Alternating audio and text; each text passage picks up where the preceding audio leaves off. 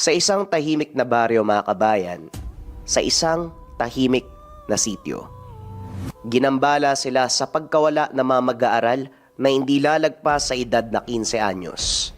At ang pinaka nagpahirap sa kwento mga kabayan, yung kalaban nila ay may mataas na uri ng sabulag kaya hindi mo alam kung nasaan siya. Tungayan natin ang kwento ng isang albularyo na nakipagtulungan sa isang guro. Ang kwentong ito ay hango sa totoong buhay. Mula ito sa isa nating kabayan na itago na lamang natin sa pangalang Maya, taong 1974. Kapis. JD.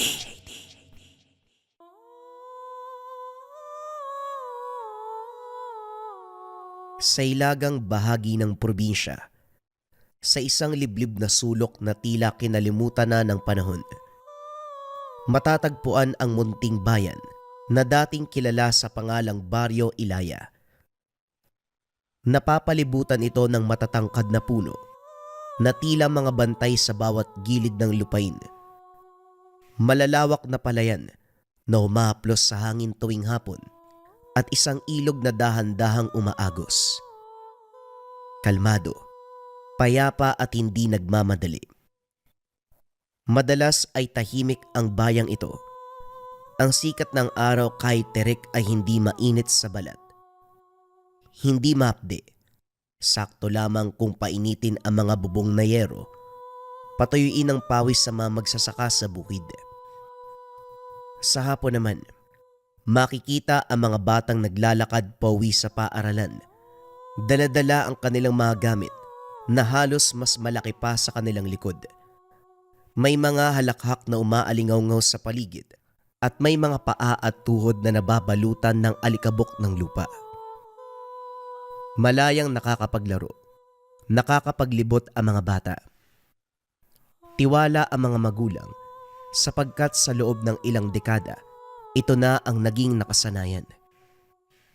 Ni minsan ay walang batang nawala. Walang naliligaw.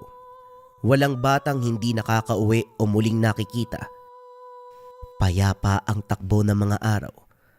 At dahil sa kabaan ng panahong lumipas, na wala namang masamang pangyayari, tila nanuot sa puso ng mga tao ang paniniwala na ligtas ang kanilang bayan. Gayunpaman, may ilang pa ring mga magulang ang piniling mas mag-ingat kaysa sa karamihan. May mga magulang pa rin na sinusundo ang mga anak at hindi nila hinahayaang abutin ng gabi ang mga bata sa labas, lalo na kung malayo ito sa kanilang bahay. Dagdag pa sa paghihigpit kapag may pasok kinabukasan. Sa kabuuan, payapa at matiwasay ang pamumuhay sa Baryo Ilaya. Simple ang hanap buhay, pagsasaka, pangangaso, at kaunting maliit na tindahan sa tapat ng kalsada. Gayunpaman, sapat na ang simpleng hanap buhay upang makakain ang bawat pamilya ng 3 beses sa isang araw. Sapat upang matustusan ang paaralan ng mga bata, ang gamot ng matatanda, at ang tahimik na pag-ikot ng araw-araw na buhay. Isang bayang simple, tahimik at higit sa lahat, ligtas. Ito ang buong akala nila. Sa bayang yun, may isang guro na ang pagmamahal sa kanyang tungkulin hindi lang basta nasusukat sa haba ng oras sa silid-aralan, kundi sa ilalim ng malasakit, pagpapalaga sa bawat batang inaaruga. Kung tawagin siya ay Teacher Maya, nagtuturo sa isang maliit na paaralan na matatagpuan sa pinakadulong bahagi ng barangay. Isang lumang gusali na ginawa sa pinaghalong kahoy at konkreto. 27 taong gulang na si Teacher Maya nang mangyari ang lahat ng ito. Payat ang pangangatawa ng dalaga ngunit maayos ang tindig. Ang hubog ay bunga ng disiplina at pag-aalaga sa sarili. Palaging nakapusod ang kanyang buhok. Hindi dahil sa kahinhinan, kundi para maging praktikal. Mas madali niyang nagagawa ang mga tungkulin bilang guro kung hindi nakaharang ang mahaba at magandang buhok. Handa itong lumuhod sa tabi ng mga bata, magtali ng sentas, magpunas ng luha o hindi kaya naman, magbuhat ng mga aklat na mas mabigat pa sa inaakala. Ang kanyang mga mata, palaging may liwanag, mapang-unawa, mga matang madaling mapansin kung may batang tahimik, kung sino ang walang baon at kung sino ang may bitbit na problema, higit pa sa kayang unawain ng mga murang pag-iisip. Mahal siya ng mga estudyante. Para sa kanila hindi lamang gusali ang paaralan. Dahil kay Teacher Maya, ito ang nagiging ikalawang tahanan nila. Isang lugar na ligtas mula sa gutom, bigat ng tahanan, pangamba na hindi pa nila kayang hawakan. Sa piling ng dalaga, ang mga bata ay hindi lamang mga mag-aaral. Sila ay mga anak nito. Mga boses na may halaga, mga buhay na dapat pangalagaan. Sa kabilang dulo naman ng baryo, lampas sa huling bahay na tinatamaan ng ilaw ng poste, malapit sa masukal na bahagi ng Baryo Ilaya, doon matatagpuan si Mang Isko, ang manggagamot ng bayan. Kilala ito ng karamihan. Kapag binabanggit ang pangalan ng matanda, kasunod kagad ang paggalang, kaunting takot at bulong ng pag-asa. Siya ang tinatakbuhan kapag biglang nilalagnat ang isang bata, kapag may nararamdamang lamig ang isang residente at iba pang karamdaman. Bukod sa panggagamot, nagsasaka din si Mang Isko. Bagamat matanda na siya, nananatiling malakas at matipuno ang kanyang katawan. Kayumanggi ang balat niya mula sa dekadang pagbababad sa araw at ang kanyang mga bisig ay matatag at maskulado. Mga bisig na handang bumuhat ng mabibigat na ani at mag-alaga ng mga may sakit. Kitang-kita rin sa kanyang balikat at dibdib ang lakas ng katawan, bunga ng walang sawang paghahanap buhay at pagsisikap sa lupa. Ang kanyang balbas ay makapal, tila ilang taon nang hindi ginugupit. Ang mga mata ay matalim, tila sanay nang tumingin sa mga bagay na hindi kayang makita ng mga karaniwang tao. Isang araw, dumating ang kinakatakutan ng ilang magulang. Isang pangyayaring nakapagpabago sa payapang lugar ng Baryo Ilaya. Bigla na lamang nawala si Andrea, 8 taong gulang, anak ni Mang Isko at mag-aaral ni Teacher Maya. Walang bakas, walang pasabi. Basta isang hapon, bigla na lang itong hindi nakauwi. Mga anak, mga bata, sigurado kayo? Wala kayong nakitang kasabay ni Andrea kahapon? Tanong ni Teacher Maya sa mga estudyante. Nagpatuloy pa rin ang bulungan ng mga bata. Karamihan ay umiiling, ngunit isang bata ang nakaagaw ng pansin ng dalaga. Pasimple niyang nilapitan ng bata. Mahina ang boses at halos pabulong niya itong kausapin. Joel, anak, anong nalalaman mo? Mula pa lang sa kilos nito, pag-iwas ng tingin, alam ni Teacher Maya na meron siyang alam. O siya, sige, mamaya na lang kita kakausapin ha. Huwag ka munang uuwi ha. Matapos ang klase, hinarang niya sandali si Joel, 9 na taong gulang. Joel, anak, hindi mo naman kailangan matakot sa akin eh. Kilala mo ko, di ba? Ni minsan hindi ako nagalit, lalo na sa'yo. Kung ano man yung nalalaman mo, pakiusap. Sabihin mo sa akin. Bago pa man tuluyang makapagsalita ang batang lalaki, hindi maiwasang manginig. Tila natatakot sa pag-alala pa lang sa nakita. Agad siyang niyakap ng guro. Muling pinaalala na magiging maayos din ang lahat. Kailangan lamang ng tulong sa kanya. Teacher, pasensya na po pero natatakot talaga ako eh. Si Andrea kasi sinundo ng mama niya kahapon eh. Oh, anong masama doon? Eh di ba yung mga kaklase mo, sinusundo naman talaga ng nanay nila? Opo, pero parang may kakaiba po dun sa nanay ni Andrea eh. Kakaiba? Anong ibig mong sabihin? Na nakangiti po siya. Nakangiti po sa amin yung mama niya. Labis na pagtataka ang umukit sa mukha ng dalaga. Pero yung ngiti niya parang hindi normal. Parang hindi po siya tao eh. Tila natigilan si Maya nang marinig ito. Hindi niya alam kung anong gagawin. Kung maniniwala ba siya sa sinabi ng bata dahil may posibilidad na ito ay guni-guni lamang. O hindi kaya naman may katotohanan ang takot na nararamdaman nito. Gayunpaman, nagpasya na ang dalagang ihatid dito sa tahanan ng bata. Natatakot siya na baka meron pang mawalang mag-aaral. Pagkarating sa harapan ng pintuan nila Joel, kagad itong sinalubong ng kanyang ina. Bagya pa niya itong nakausap. Labis na nagpapasalamat ang nanay ni Joel sa pagmamalasakit ng guro. Kaya naman, laking gulat ng dalaga ng kinabukasan. Si Joel na ang nawala. Hindi pumasok kinabukasan ang batang lalaki. Kagad humingi ng tulong si Teacher Maya sa buong paaralan upang mapabilis ang paghahanap sa dalawang bata. Kaso nga lang sa paglipas ng araw, sunod-sunod nang nawala ang mga bata. 2 sa klase ni Maya, 4 sa iba. 1 sa ibang baitang at marami pa. Iba't iba ang edad. Halo-halo din ang kasarian. Kung sino man ang kumukuha sa mga bata ay tila wala itong pinipili. Dahil dito, karamihan sa mga magulang ay hindi na pinapayagang bumalik sa eskwela ang kanilang mga anak. Natatakot na baka sa susunod, sila naman ang kunin ng mga ito. Ngunit ganun pa man, tila walang ligtas.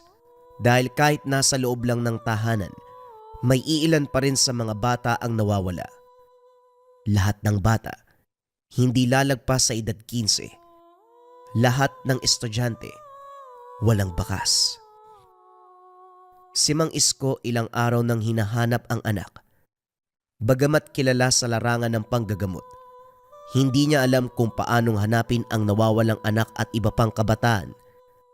Paulit-ulit sinasabi ng matanda sa mga lumalapit, ang tanging kaya niya ay magpagaling ng katawan na may sakit, hindi maganap na mga taong nawawala. Bagamat despayado, naintindihan naman ito ng mga tao. Dahil sa mga pangyayari, unti-unting nalulong sa alak ang matanda. Nag-iisang anak ito ni Mang Isko. Kahit inakyat niya na ang pinakamataas na puno, halongkatin ang pinakasulok ng bayan, kahit sisirin ang buong ilog, ni bakas ni Andrea ay hindi niya matagpuan. Hindi ako pwedeng magbukmok at magpakalasing. Kailangan ko ng tulong. Kailangan ako ng anak ko. Si Maya naman sa kabilang dako, natagpuan ang sarili sa gitna ng kaguluhan. Dahil sa malasakit, siya ang unang nagpunta sa mga bakanteng silid-aralan, naghahanap ng anumang palatandaan, nag-aalala sa bawat natitirang bata sa bayan. Ang dating ligtas na baryo, naging lugar ng pangamba at hinagpis sa mga magulang na naging biktima. Doon na nagsimula ang investigasyon ng dalaga. Sinundan niya ang huling dinaanan ng mga bata. Sa bawat makitid na daan, matarik na kabundukan, malawak na palayan, lahat ito ay sinuri ni Maya. Kaso nga lang makalipas ang ilan pang araw, ang pagtsatsaga ng guro ay nagbunga rin sa wakas. Sa isang landas, maliit, masikip, at patungo sa isang puno ng balete sa tabing ilog, doon niya naramdaman na may kakaiba. Madilim, ngunit hindi katulad ng dilim ng gabi. Mabigat ang hangin, ang mga dahon ay nakabaluktot sa hindi karaniwan na pamamaraan, at ang mga anino ng puno ay tila gumagalaw kahit walang hangin. Dahil sa labis na takot, minabuti ng guro na umuwi muna at magintay ng araw upang mas malinaw niyang imbestigahan ang lugar. Bagamat labis na nag-aalala, alam ng guro na kailangan niyang mag-ingat. Mas mabuti na rin kung meron itong kasama na kung sakali man na hindi maganda ang matatagpuan, siguradong hindi siya nag-iisa. Bago pa man tuluyang makarating ng tahanan ng dalaga, napansin niya may anino sa tapat ng bahay. Dahan-dahan niya itong nilapitan at kumuha ng kahoy. Unti-unting naaninag ng dalaga ang anino. Isang mama. May hawak na bote ng alak. Agad itinaas ni Maya ang kahoy na daladala. "Sino ka? Magpakilala ka, anong kailangan mo?" Dahan-dahang humarap ang matandang lalaki. Kahit magkatapat na, hindi kilala ng guro kung sino ang mama. Nanlaki din ang mga mata nito nang makita ang malaking kahoy na bitbit ng dalaga. Handa siyang atakihin anumang oras. Teka! Teka, sandali. Hindi ako masamang tao. Gusto ko lang malaman kung ikaw ba yung tinatawag nilang Teacher Maya. Sabihin mo muna kung sino ka. At anong ginagawa mo sa tapat ng bahay ko? Paano mo nalaman kung saan ako nakatira? Sandali nga, kumalma ka. Pasensya ka na pero desperado na ako. Matagal nang nawawala ang anak ko. At sino naman ang anak mo, Aber? Kung totoong nag-aalala ka, bakit nandito ka sa tapat ng bahay ko? May bitbit ka pang bote ng alak. Kung naghihinala ka sa akin, hindi ako ang kumuha sa mga bata. Eto ba? Pasensya ka na, nasanay lang. Itatapon ko na nga eh. Baka pwedeng itago mo rin yung hawak mo. Ako ang kinakabahan sa'yo eh. Wika ni Mang Isko. Itinapon ang bote ng alak sa gilid ng damuhan. Dahang-dahang binaba ni Maya ang bitbit na kahoy. Ngunit hindi niya ito binitawan. Handa siya kung sakali mang may mangyaring hindi maganda. Ako si Isko. Ako ang tatay ni Andrea. Kung tititigan nitong mabuti, napansin ng dalaga na tila pamilyar nga ang mukha nito sa bata. Kaya naman kahit papano, unti-unting naniwala ang dalaga sa kanya. Nakikita ko naman na medyo magkawig kayo. Kaya pala pamilyar yung mukha mo. Hindi mo ba ako kilala, Iha? Hindi ba kakapakilala mo pa lang? Ikaw ang tatay ni Andrea. Nakakatawa ka naman. Ang ibig kong sabihin, hindi ba pamilyar ang pangalan ko sa'yo? Pasensya na ho kayo ha, pero maraming tao na nagngangalang Isko. Maraming mang Isko sa bayang to eh. Isa pa sa mga kilala, yung matandang manggagamot na sabi nila, kaya magpagaling ng kahit anong sakit. Tumawa si Mang Isko nang marinig ang bagay na ito.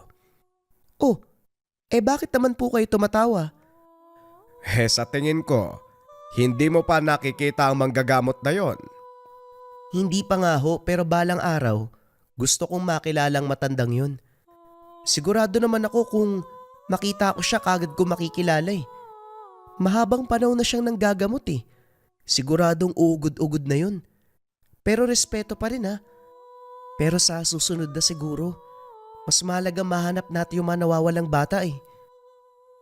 Kahit natutuwa si Mang Isko sa kanya, naging seryoso muli ang muka nang maalala na hindi pa rin natatagpuan ang mga bata. Pinapasok ni Maya si Mang Isko sa loob ng tahanan upang makapag-usap sila ng mas maayos. Wala ba talagang kahit anong senyales ang bata? Imposible namang maglayas ang anak ko. Ni minsan, hindi ko sinaktan yun ng sobra. Napakabait at matalungin na batang yun eh.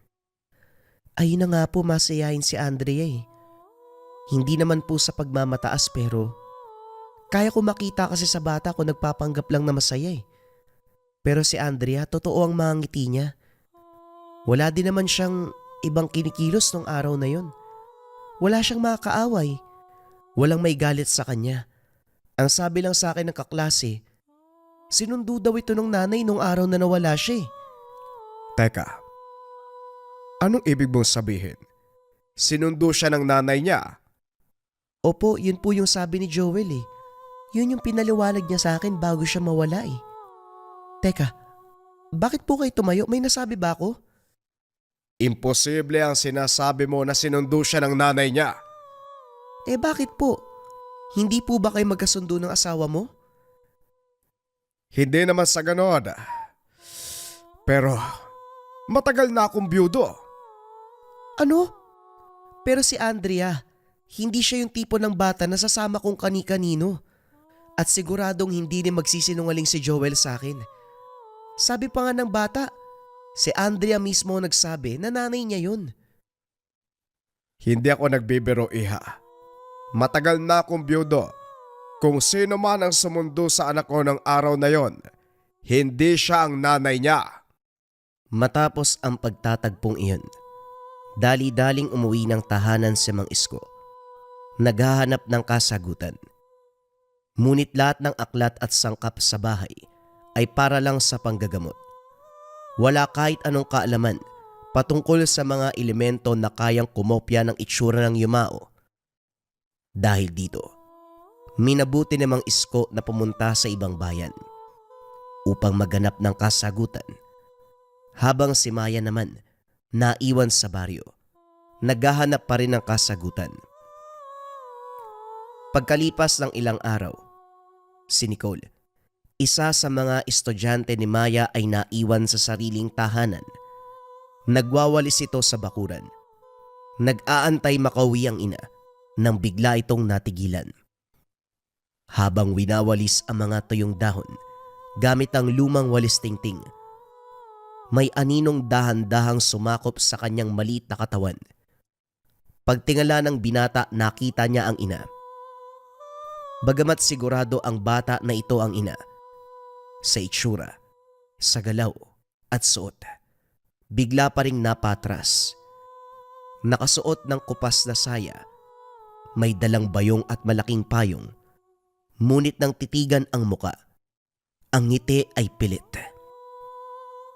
Nang hapong iyon, si Maya ay nag-iimbestiga ng paligid, naghahanap ng hindi pangkaraniwang bakas. Binalikan nito ang masikip na daan malapit sa ilog at puno ng balete. Doon niya nakita ang inkwentro ni Nicole at ng nanay nito. Lalapit sana siya upang mangamusta at magtanong. Ngunit nakaramdam kagad ng kakaibang panganib ang dalaga, kaya dali-dali itong tumakbo papalapit. O anak, bakit ganyan ang itsura mo? Bumalik lang ako dahil may nakalimutan. Wika ng ina ni Nicole.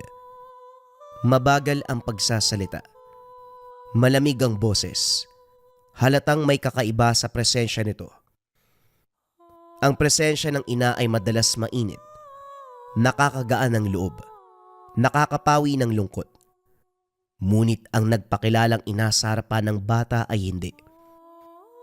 Umatras lamang si Nicole. Tila nanginginig ang mga tuhod. Maigpit na hinawakan ang walis tingting at halos maluwa na lang sa takot. Halika na bata. Hindi mo dapat sinusuway ang nanay mo. Sasamahan mo lang ako sa palengke. Hindi ko alam kung anong gusto mo. Kaya ikaw na lang ang papapilin. Halika na. Magandang hapon po. Nang marinig ng nanay ang boses ni Maya, bigla itong napatingin. Yumuko at dali-daling umalis. Sandali lang po. May itatanong lang. Hindi to huminto. Dumiretso sa pag-alis at hindi na nasilayan. Kagad yumuko si Maya upang salubungin ang mga mata ng bata. Kagad nitong hinawakan ang walis na hawak. Lumapit sa guro at umiyak. Teacher, huwag niyo po siyang papabalikin. Wika ng bata. Walang tigil sa pag-iyak. Ha? Bakit naman nanay mo siya? Kamukha niya lang po yung nanay ko, pero hindi siya yun. Tama ang hinala ni Maya. Niyakap niya ng maigpit ang bata. Sinamahan nito hanggang sa dumating na ang tunay na ina. Ipinaliwanag kung ano ang nangyari. Nagpasalamat ang may bahay, siniguradong hindi iiwan mag-isa muli ang anak. Kinagabihan sa loob ng bahay ng guro. Kinikilabutan si Maya tuwing naaalala ang inkwentro kanina. Labis na takot siguro ang naramdaman ng mga batang nakainkwentro ng nilalang na ito. Maaaring hindi na rin sila magtiwala sa mga kakilala. Labis na trauma siguro ang meron mula sa mga batang nabiktima na. Kung si Nicole pa lang, labis na ang panginginig ng tuhod. Habang kinakausap pa lamang ito ng nilalang, paano pa kung sumama talaga? At paano na lamang ang mga batang ilang araw nang nawawala? Biglang natigilan ang malalim na pag-iisip ng dalaga nang biglang may kumatok ng napakalakas mula sa labas ng bahay. Kagad kumuha ng sandata si Maya sa loob ng tahanan.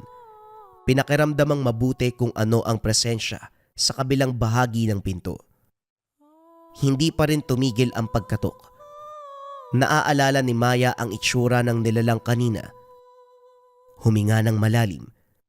Sa pagbukas ng pintuan, ay siya ring pagtaas ng sandata ng dalaga. Oh, ay nako! Yak ka na naman! Ganyan ka ba talaga sumalubong ng mga tao? Nagkagulatan ng dalawa. Kagad binaba ni Maya ang sandata at pinapasok ang matanda. Habang nag-uusap, sa unang pagkakataon, nabanggit ang hindi inaasahang salita. Mga bagay na matagal nang kinakatakutan nung unang panahon. Ang mga aswang. Wala naman pong aswang dito. Ilang dekada ng payapa yung bahay at ni minsan, hindi nagkaroon ng inkwentro o kahit anumang balita tungkol sa kanila. Sa'yo na mismo nang galing. Ikaw mismo nakainkwentro eh. Hindi tao ang nakita mo. Hindi kagad nakapagsalita si Maya. Bagamat nagdududa, wala rin siyang maibigay na magandang eksplanasyon sa nakita kanina. O sige, kung hindi ka man naniniwala sa aswang, sumasang-ayon ka naman sa akin na hindi tao ang nakita mo, hindi ba? Tumango ang guro sa sinabi niya. Habang naglalakbay ako at naghahanap ng kasagutan sa ibang bayan, doon ko natuklasan ang patungkol sa mga aswang na dati umanong mangkukulam nung nabubuhay pa. Hindi nila nabigyan ng pangalan eh. Pero ang sabi, kaya nitong gumaya ng itsura ng isang tao, mula ulo hanggang sa paa. Kayang gayahin din ang mga boses, pananamit at iba pa. Sa kaso natin, maaaring sila lang din yon. Pero ang pangunay nilang pakay ay mga bata. Lalo na't mas mabilis magtiwala ang mga ito at mas madaling manipulahin kaysa sa mga nakakatanda. At dahil ito na lamang ang pinakamalapit na kasagutang hinahanap ng dalawa, nagtungo muli ang mga ito kung saan nakainkwentro ni Maya ang nilalang. Gabi na. Madilim ang paligid, katulad ng unang inkwentro ng dalaga. Ang dilim ng kapaligiran ay tila hindi dulot ng gabi, kundi ng presensya na nagbabadya ng dilubyo. Mabigat at malamig ang hangin, mahirap langhapin. Hindi katulad ng sariwang nalalanghap nito kani-kanina lamang. Tahimik lang ang dalawa. Matalas ang mga mata. Naghahanap. Nagmamatyag. Nagbabaka sakaling makita muli ang nilalang o makahanap man lang ng bakas. Siguradong naghahanap na yun ng ibang bibiktimahin, lalo na't hindi natuloy yung binalak niya kanina. Maaari nga. Lalo na't... teka, tignan mo. Agad namang sinundan ng tingin ni Maya ang tinuro ng matanda. Si Aring Lourdes talaga oh. Sinabihan ko na yan kanina eh. Huwag iwanan si Nicole dahil delikado. Wika ni Maya sa sarili habang nakikita nilang lumabas ng bakuran ang ina ng bata. Habang nagmamatyag, napansin ng dalawa na tila iba ang kinikilos ng may bahay. May hinahabol ito. May itinataboy. Ngunit wala naman sa harapan Unti-unti, tuluyan na namang nakalabas ng bakuran si Aling Lourdes. May bitbit na walis, winawagayway sa hangin, may pinapalayo, may pinapaalis. Ngunit natigilan silang dalawa dahil nang makalayo-layo ang matandang babae, may isa pang babae papasok ng bakuran ng mag-ina. Parehong saya, parehong walis, parehong tsinelas at ayos ng buhok. Nanindig ang balahibo nila Maya at Mang Isko. Kitang-kita nila na papalayo ang tunay na Aling Lourdes. At sa mismong harapan nila ay may isa pa. May isa pang Aling Lourdes na tumatawag sa bata upang lumabas. Nicole, anak, pwede ka bang lumabas dito? Dalan mo ko ng sako. Tulungan mo naman ako dito, anak ko. Lalabas na sana ng pinto ang bata, dala ang sakong hinihingi ng ina. Nicole, wag! Bumalik ka sa loob. Hindi yan ang nanay mo. Wika ni Teacher Maya. Dali-dali namang sumunod si Mang Isko sa dalaga upang tulungan ito. Nang marinig ng nilalang, kagad itinaas ang ulo. Pero hindi na katulad kaninang umaga. Galit na ang halimaw sa pakikialam ng guro. Iba na ang itsura ng babae. Bumaluktot ang anyo. Humaba ang panga hanggang sa halos mapunit na ang balat. At ang mga litid sa leeg ay umaalsa na para bang uod sa ilalim ng balat. Ang mga mata ay naging dilaw. Kumikislap na tila ba naging mabangis na hayop sa gitna ng kadiliman. Unti-unti ring bumubuka ang bibig nito. At sa pagitan ng mga nanginginig na labi, nagpakita ang sunod-sunod na hilera ng mga ngipin. Matutulis at duguan.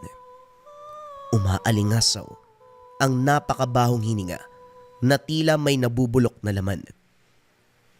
Ang mga daliri ay napakahaba at ang mga kuko ay naging kulay itim. Sa bawat galaw ng nilalang, may kasamang tunog ng pagkalas ng buto. Paglangit-ngit ng laman, parang ang katawan ay pilit inaangkin ng isang nilalang na hindi tao.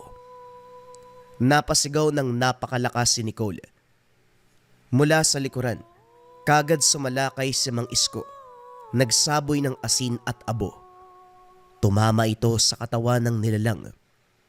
Umalingaw-ngaw ang napakalakas na angin. Napaurong at tila umuusok ang balat. Kitang-kita sa mukha ni Maya ang pagtataka at pagkamangha. Tila gustong magtanong kung paanong nalaman ng matanda ang pangontra ng aswang. Huwag ka munang mag-isip ng ibang bagay, iha. Yung nasa harapan mo na ang unahin mo. Mamaya ka na magtanong. Kagad natauhan ang guro. Ang halimaw naman ay napaurong habang umuusok pa rin ang balat mula sa ginawa ng matandang manggagamot. Tila naglalagas ang laman na parabang nasusunog na papel. Ngunit hindi ito tumakas dahil sa takot, kundi dahil sa galit. Sumugod ang aswang at umakyat sa puno. Huwag nating patakasin ang nilalang, Mang Isko. Siguradong marami pa yang mabibiktima. Muling nagsaboy na mga pangontra ang matanda. Kaso nga lang kagad tumalon ang nilalang bago pa ito muling madapuan. Mula pagkabagsak, gumapang ito pababa sa siwang ng lupa na parang ahas. Pilit nilang sinundan, binungkal ang lupa. Hanggang sa nagkaroon ng sapat na espasyo para makapasok ang dalawa. Dali-dali namang nakabalik ang tunay na ina ng bata. Inabot ang lampara sa guro. Nanatili siya sa tabi ng anak. Sa ilalim ng lupa doon nila natagpuan ang mga bata. Lugmok ang mga katawan. Tila walang malay ang iba, habang ang ilan ay wala sa ulirat. Ngunit ganun pa man buhay ang mga ito. Dali-daling kinuha ni Maya ang mga bata. Dinala ang mga ito papalabas. Habang si Mang Isko naman, nagpatuloy sa paghahanap sa nilalang. Sa gitna ng malakwebang ilalim ng lupa, Doon natagpuan ni Mang Isko ang hindi inaasahan. Naroon ang mga bangkay na ginagawang balat ng aswang, tila mga naunang biktima nito. Hinuhubog upang makapagbago ng anyo. Mga balat na nakasabit sa bato, pinatuyo at ginutay-gutay. Mula sa dilim ay may gumalaw. Muling lumitaw ang nilalang. Ngayon ay buo na ang tunay na anyo. Sobrang payat. Mahaba ang mga kuko. Baliktad ang binti at paa. Walang kahit anong parteng makakapagsabi na kanina'y anyong tao ito. Biglang lumitaw si Maya sa likod ng matanda. Bakit ka pa bumalik dito? Bago pa man makasagot ang dalaga, kagad siyang nilusob ng nilalang. Ngunit tinulak siya ni Mang Isko at sinalo ang atake. Ako ang haharap dito. Para sa anak ko. Para kay Andrea. Nakanda ang itak ni Mang Isko, maging ang langis ng nyog. Tumama ito sa balikat ng aswang. Sumirit ang itim na dugo at umalingaw-ngaw ang angil, kaso nga lang hindi pa rin sapat. Dahil sa labis sa galit, kagad umatake muli ang nilalang. Ngayon ay nadali na ang matanda. Sa isang kislap ay natumba si Mang Isko. Kakaiba ang lakas ng halimaw. Dahil sa bilis ding ito, muli na namang nadapa ang matanda. Doon nagkaroon ng pagkakataong makaganti. Gamit ang itim at mahabang kuko, ibinaon ng nilalang ang mga ito sa binti ng matanda. Napasigaw si Mang Isko, pero lalo pa itong binaon ng aswang. Tumindig si Teacher Maya. Walang agimat, walang banal na dugo, walang orasyon na dala. Isang karaniwang tao, babae at kuro. Bitbit ang isang malaking kahoy na tila nagmistulang sibat. Buong tapang siyang sumugod. Ang takot sa kanyang mga mata ay napalitan na nag-aapoy na galit at ng labis sa pagmamahal para sa mga estudyanteng naging biktima ng halimaw. Para sa mga inosenteng batang nilapastangan ang isipan, dinurog ang pagkabata. Para sa mga magulang na pinagkaitan ng pagkakataong mayakap muli ang kanilang mga anak. At para sa panghimasok ng nilalang sa payapa nilang sityo. Isinaksak niya ng buong lakas ang kahoy sa puso ng aswang. Kinuha niya ang dalang langis ng matanda. Inilagay sa nangingisay na katawan ng halimaw. Sa isang iglap unti-unti itong nalalapnos. Hanggang sa tuluyang lamunin ng apoy ang aswang. Pumutok ang init mula sa kailaliman ng lupa. Sa nagliliyab na katawan nito, isa-isang lumitaw ang mga anyo ng lahat ng bata at mga magulang na naging biktima. Nag-aapoy na parang mga aninong pinapalaya mula sa pagkakakulong. Sa gitna ng huling hiyaw nito, bumulagta ang aswang sa lupa, muling nagliyab sandali, at sa huli ay naging abo. Pagkatapos, tumahimik ang buong lugar. Isa-isang nagkamalay ang mga bata. Niyakap sila ng kanika nilang mga magulang. At si Andrea, ang anak ni Mang Isko, bagamat nangangayayat at nanginginig, buhay pa ito. Habang umiiyak ang mga pamilya, tila gumaan ang hangin sa buong baryo. Maraming salamat sa pagtulong, Maya. Habang buhay naming tatanawing utang na loob ito sa'yo. Yung binti niyo po, nagdudugo pa rin. Hayaan mo na. Gagaling din ang sugat ko. Pero kung sakaling hindi natin nailigtas sa mga bata, siguradong yon ang sugat na hinding-hindi na maghihilom pa. Matanong ko lang po, Mang Isko, saan niyo po natutunan ng mga yon? Biruin niyo, mga langis at kung ano pang halaman ang dala niyo. Mang Isko! Kumamarapati niyo po, baka pwedeng tulungan niyo kami na maibalik sa mabuting kalusugan ng mga bata. Kami rin po, Mang Isko. Sana matulungan niyo po kami. Magsitigil nga kayo. Hindi niyo ba nakikita na kailangan munang gamutin ng manggagamot ang sarili niya?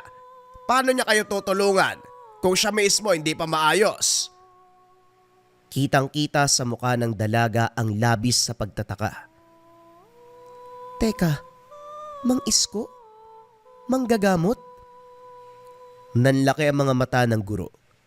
Ngayon lamang niya napagtanto na ang Mang Isko na nagpakilala bilang ama ng kanyang estudyante, ito ang parehong Mang Isko na sikat sa buong lugar. Nahiya ito sa mga una niyang inasal. Bakit naman po hindi niyo sinabi kaagad? Nakakahiya tuloy. Halos 2 beses ko na kayong kamuntikang masaktan, no? Nakakatawa ka talaga, Iha. Ano ba kasing iniisip mo? Ugod-ugod na ako. O syali kayo. Sumunod kayo sa aking tahanan. Lahat ng nangangailangan ng panggagamot, sumama sa akin. Bago tuluyang mawala ang grupo patungo sa tahanan ng manggagamot, muling lumingon ang matanda kay Maya. Tila nagpapasalamat muli ang mga mata nito sa pagtulong na maibalik ang kapayapaan sa bayan. Makalipas ang 3 buwan, unti-unti nang bumalik sa normal ang Baryo Ilaya. Muli nang maririnig ang tawanan ng mga bata sa mga daanan pauwi. Mga takbuhan na mabilis. Mga boses na magkahalong pagod at tuwa. Wala na ang takot na dating kumapit sa bawat dapit-hapon. Wala na ang sundo sa dilim. Ang pangamba ng mga residente ay napalitan ng pag-iingat. Si Andrea, ang pinakaunang biktima at tinangay ng dilim, muling nagbalik sa paaralan. Sa unang araw niya ng pagbalik sa eskwela, maigpit ang kapit niya sa mga gamit. Nanginginig ang tuhod. Ngunit nang makita niya ang ngiting sumalubong sa kanya sa pintuan ng silid-aralan, unti-unting lumuwag ang kanyang dibdib. Si Teacher Maya pa rin mismo ang kanyang guro. Handa ka na ba, Andrea? Opo, basta kayo pa rin po yung guro ko. Si Mang Isko. Matapos ang mga sugat na nilapatan ng lunas at panalangin, muli siyang naging maligaya. Isang hapon, habang palabas ang mga bata mula sa paaralan, nakita ni Teacher Maya si Mang Isko na nakatayo sa hindi kalayuan. May hawak na supot na mga bagong aning gulay. O Mang Isko, ano pong ginagawa niyo dyan? Kumusta po kayo? Humihinga pa naman, Iha. At sa wakas, nanumbalik na rin ang kapayapaan sa baryo natin. Kung hindi po dahil sa inyo, baka wala na po mga batang to. Hindi dahil sa akin. Ikaw ang tumapos ng dilim. Isang guro na walang agimat, walang kapangyarihan. Pero buo ang puso na magsakripisyo. Ialay ang sariling buhay para sa kapakanan ng iba. Yan ang kinalulugda ng amang may likha. Yon ang naging kapangyarihan mo. Ginawa ko lang naman po yung dapat gawin ng isang guro. Doon ka nagkakamali, ano? Hindi yun basta lang. May mga guro na magaling magturo sa mga mag-aaral, pero iilan lang ang tunay na nagmamahal sa mga ito. Lalo pat handang ialay ang sariling buhay para lumaban. At sa bawat hapon, habang sinusundo ang mga bata, bitbit na mga magulang, kapatid at kamag-anak, palaging nariyan si Teacher Maya sa pintuan ng paaralan. Nakatayo, nagmamasid, nagbabantay. Hindi lamang bilang guro, kundi bilang tagapagtanggol ng mga batang minsang inagaw ng dilim. At si Mang Isko, sa tuwing dadaan sa hapon, lagi siyang tinatanguan. Isang tahimik na paalala na ang labang minsan nagsimula sa takot, natapos sa hustisya at kapayapaan. Sumainyo ang istorya, mga kabayan, ng isang manggagamot, ng isang ermitanyo na nakipagtulungan sa isang maestra. Kumusta mga kabayan? Magbabasa tayo ng patotoo patungkol sa marakuyo bracelets natin. Ayan na yung mga bagong version natin, yung white saka lava, pero nandito pa rin yung OG version na glossy black and brown, mga kabayan. Dako tayo sa ating first patotoo. Baka 5 lang yung basahin ko, kabayan. Sobrang dami na kasi nito. Sabi ng kabayan natin, dumating na po yung Marahuyo bracelet ko po. Grabe po yung kabog ng dibdib ko habang ino-open ko, tas nang nahawakan ko na, sobrang saya ko po. Tapos suot ko po siya nang matulog ako. Ang sarap ng tulog ko. Umaga ako nagising. Totoo po ang lahat ng sinabi nyo. Pakita natin yung comment. Andyan yan, kabayan. Sabi ni kabayang Miss Carter. Basa pa tayo ng isa, kabayan. Okay, etong next comment natin, kabayan, ay mula kay Yvonne Octoso. Ang sabi niya, grabe ang product na Marahuyo. Unang suot ko pa lang, 2 araw pa lang, ramdam ko na kaagad yung energy. Parang nililinis niya yung dark thoughts ko, naging positive ako, kalmado at mas malinaw na ang pag-iisip. Dati, di ako naniniwala, pero ngayong nasuot ko na, totoo pala, nagbibigay talaga ng proteksyon. Salamat, seller, fast transaction pa. Next comment, basa pa tayo, mga kabayan. Sabi ni Big Boss, thank you sir, bilis dumating, ang ganda ng Marahuyo White. Quality napakaganda at napakagaling ng gamit na ito. Complete and no damage. Thank you Sir JD, God bless always. Salamat din Big Boss. God bless also. Ilan lang yan sa mga patotoo patungkol sa Marahuyo bracelet, mga kabayan. Pwede nyong i-check, i-visit nyo yung Lika Merchandise. Makikita nyo yung sobrang daming reviews. Kalimitan kasi sa mga reviews na nababasa ko, mga kabayan, una, nawawala yung pangangate nila kapag suot ang Marahuyo bracelet. Sa gabi, nakakatulog sila ng payapa. Nawawala na yung mga panggagambala. Yung pananakit ng tiyan, yung pananakit ng ulo. Magmula nang nasuot nila yung Marahuyo bracelet, nawala lahat yun, mga kabayan ko. Ang Marahuyo bracelet kasi, itong suot-suot ko, ay depensa espiritual. Kontrakulam, barang, tigalpo, palipadhangin, usog, o kahit anong masamang uri ng sumpa. Nandito rin yung tinatawag nating rebuelta, mga kabayan ko. Kung ano man yung sumpa na ibinigay sa inyo, ibinabalik dun sa taong nagbigay. Kung interesado ka, pili ka ng version na gusto mo, mga kabayan. Pare-pareho yan ng bisa. Visit nyo lang ang shop ng Lika Merchandise. Mag-ingat sa mga scammers.